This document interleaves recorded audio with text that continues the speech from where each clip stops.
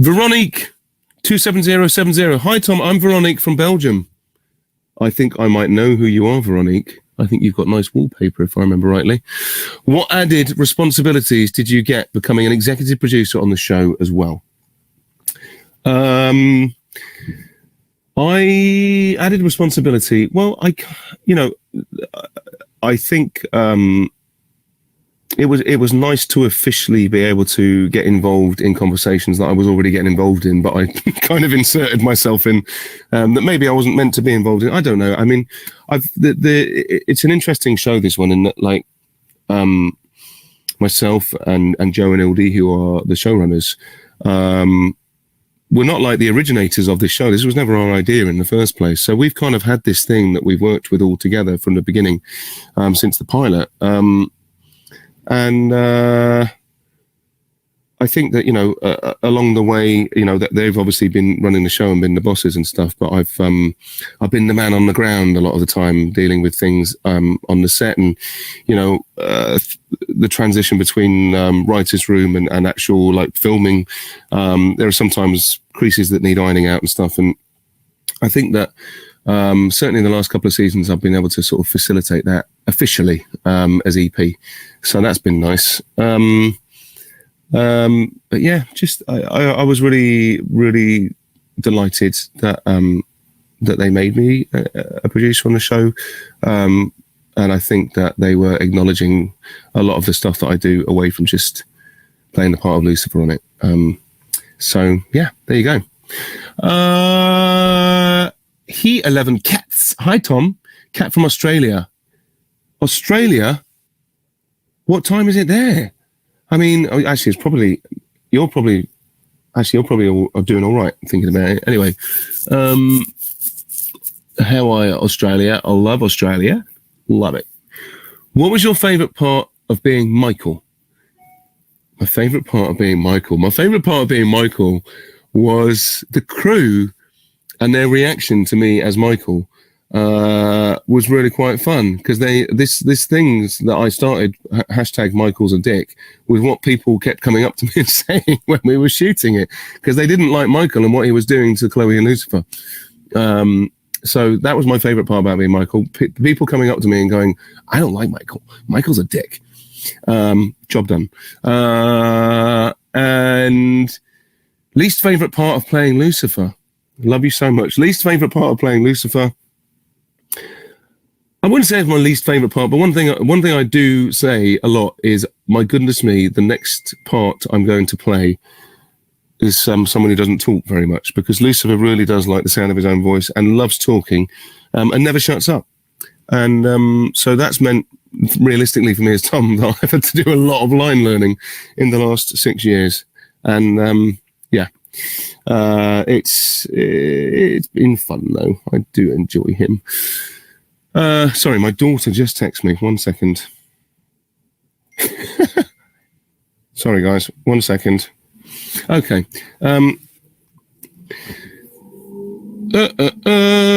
Kyara. Hi, Tom. Kyara from Oz here. How do you think Lucifer acquired all of his money? Just made it. I mean, he can get anything he wants, really. Get desires out of people. Just go to the richest man in the world. I don't know, really. But it's just money. I mean, that's how Lucifer feels about it. So I don't think he robbed anybody, though. Oh, Della93. Hello there. I'm Della from Vancouver. Yay! Love Vancouver. We shot the first 2 seasons of Lucifer in Vancouver, and I'm coming back to see you this summer. If your life was a movie, what songs would be on the soundtrack? Oh, I like that question. If my life was a movie, what songs would be on the soundtrack? Bohemian Rhapsody.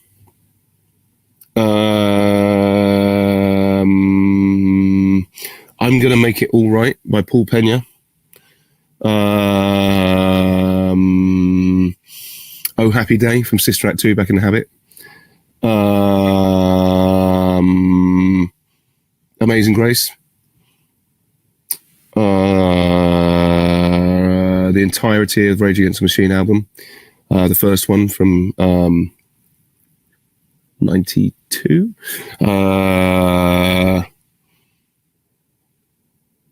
Smells Like Teen Spirit. Oasis, Slide Away. God, I mean, it goes on and on and on and on. But, yeah.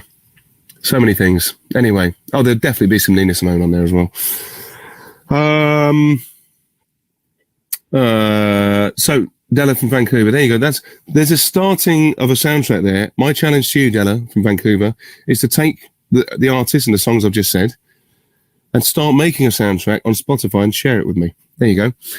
And I'm Tom Ellis 17 on Spotify. Sanna Newold. Hey, Tom. I'm Sanna from the Netherlands. Hello, Netherlands again. And I wonder who in the show is most like their character and the least. Lots of love. Who's most like their character? I guess in certain regards, Rachel would be for me, because Rachel and I, we like to talk to each other, and we talk. We're really good friends, and we go there. We talk about deep personal things, and we talk about our lives and deep things and philosophical things. So I think that I have a kind of like therapist offset with Rachel a little bit situation there. Who's least like their character? I probably Lauren, actually, because she, Detective Decker most of the time is very serious, and anyone who knows Lauren German most of the time is not very serious. So probably that. Alicia, hi. I'm Alicia. If you could witness any event from the past, present, or future, which would you choose? Ooh, wow. That's a really good question. God, what a great question. Witness any event from the past, present, or future. Which would you choose? Gosh, I don't know. I'm stumped on that one. I mean, I think the temptation of the event of the future is that people would often think, how do I leave this place? But I don't want to know that. Any event from the past, present, or future. Gosh, I mean, I can only imagine what the world felt like when the Second World War finally came to an end.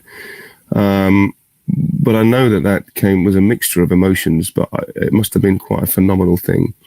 So let's stick with that. Kayla _Bilello. Hi, Tom. I'm Kayla from Florida. I'm a huge fan. Hi, Kayla. How you doing? Have you ever personally benefited from Lucifer therapy sessions with Dr. Linda? Never personally from the therapy sessions with Linda, but like I just referred to in the question before, Rachel and I I think we've helped each other out a few times along the years. Brandy _Carter. Hi, Tom. Do you know what happens to Lucifer's Corvette after the show is over?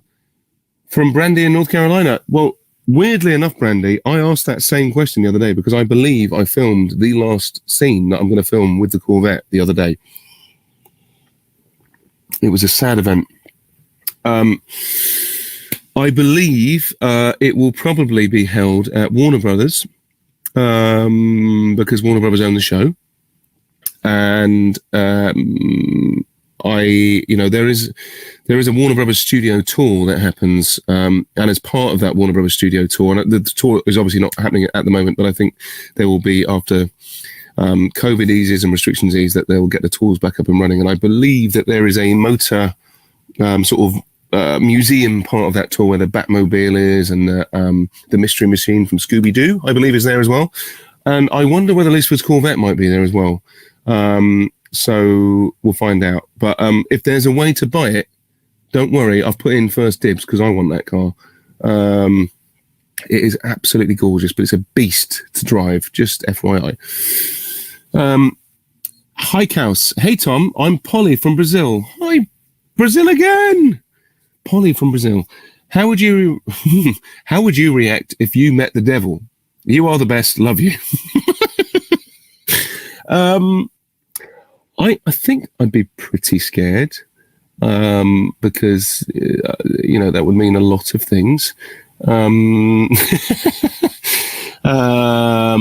So yeah, I'd be pretty scared. I don't think that he would be like me. But then look, I'm just going to put it out there. I don't actually believe in the devil. I'm just going to put it out there. Okay. But he's been a wonderful character to play for all these years. Charlie, 97. Hi, Tom. I'm Charlie from England. Hello, Charlie from England. Charlie here. What scene, moment in your head was the moment Lucifer realised he fell for Chloe? I think, and I know actually, it's the scene in the pilot. It's the scene where she gets shot in the pilot. And he says to, he says her name for the first time. Key. And he runs over to her when she's been shot, and, he cares about someone else for the first time. So I think that is our moment. And then he says, my dad's going to have to wait you. My dad is going to have to wait for you a little longer. And then as she passes out, he goes and does nasty things to Jimmy Barnes and then wakes up next to her in the hospital. And I think, that's it there in a nutshell. Nadine _ Cloutier. Hi, Tom. My name is Nadine from Canada. How was it to be directed by Kevin and DB? Thanks and continue your great work. Love you. Love you too. Love Canada. What a lovely group of people you Canadians are. It was, I had a little meet and greet before and talked about this. Let's talk about Kevin first. Kevin has done now, I'm directing the current episode. It's his 4th episode, and he is turning out to be a absolutely phenomenal director. And I just have really loved working with him on all the episodes that we've done. And I've seen him grow as a director and his confidence grow. And that's been amazing. So that was great. DB, my brother, I was just so happy that we could give him the opportunity to do this, because I know he's wanted to direct for such a long time. And he was awesome. I mean, it's not easy coming in and directing something for the first time, and all of the things that come with that, the multiple plates that one has to spin in order to do that. And DB just took it in his stride, and he was brilliant. And he had to deal with a lot of things like directors do. And he also had his directorial debut happening during COVID, which was exceptionally, that's like doing a sword fight with your arm behind your back and you're fighting on, because basically it's just mask, shield, all your communication is shut off, and all of these challenges that he had to deal with it, and he just took it in his stride. He was amazing. And I was so proud of him as a friend and as a colleague, and I can't wait to see it. I can't wait to see his cut and what he's done with it, because I know it's going to be a great episode. So yeah, there you go. And this is the last question, everybody.